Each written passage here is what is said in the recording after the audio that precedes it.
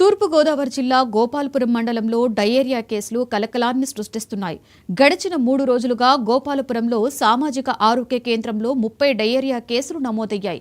ఎండల తీవ్రత, వాతావరణంలో అనుకోని మార్పులు రావడంతో డయేరియా కేసులు నమోదయ్యాయని వైద్యులు తెలుపుతున్నారు. నేడు తాజాగా మరో 6గురికి డయేరియా పాజిటివ్ రావడంతో గోపాలపురం ఆసుపత్రిలో చేరి చికిత్సను పొందుతున్నారు. ఈ విషయం తెలుసుకున్నటువంటి జిల్లా ఆరోగ్య శాఖ అధికారులు హుటాహుటిన గోపాలపురం ప్రభుత్వ ఆసుపత్రికి పరుగులు తీశారు. ఆసుపత్రిలో పరీక్షలు చేసి అబ్జర్వేషన్లో ఉంచి సెలైన్ బాటిల్స్ ని ఎక్కిస్తున్నారు. డయేరియా విజృంభిస్తున్న కారణంగా తగు జాగ్రత్తలు తీసుకోవాలని డిప్యూటీ డిహెచ్ఎంఓ సంధ్య తెలిపారు.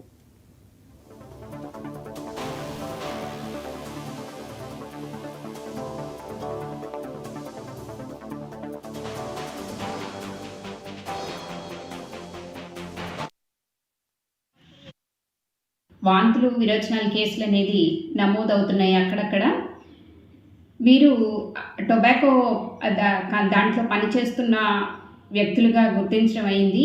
ఎక్కువ మంది వీరికి ఆ స్మెల్ వల్ల అలా వచ్చి ఉండొచ్చు అని అనుకున్నారు ఫస్ట్.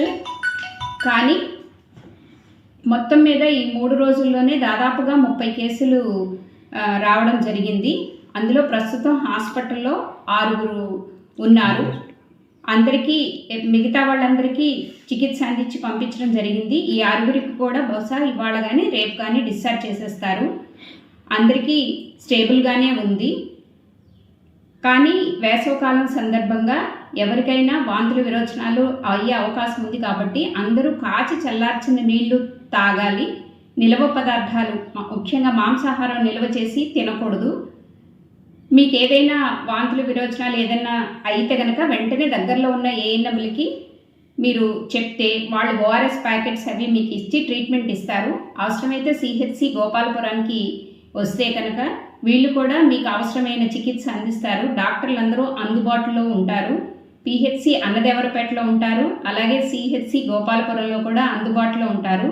అన్ని ప్రాథమిక ఆరోగ్య కేంద్రాల్లోనూ డాక్టర్లు ఉంటారు. మీ ఊర్లలో మీకు MLHPలు అనే నర్సులు, ఏఎన్ఎంలు వీళ్ళందరూ అందుబాటులో ఉంటారు. కాబట్టి మీకు ఏదైనా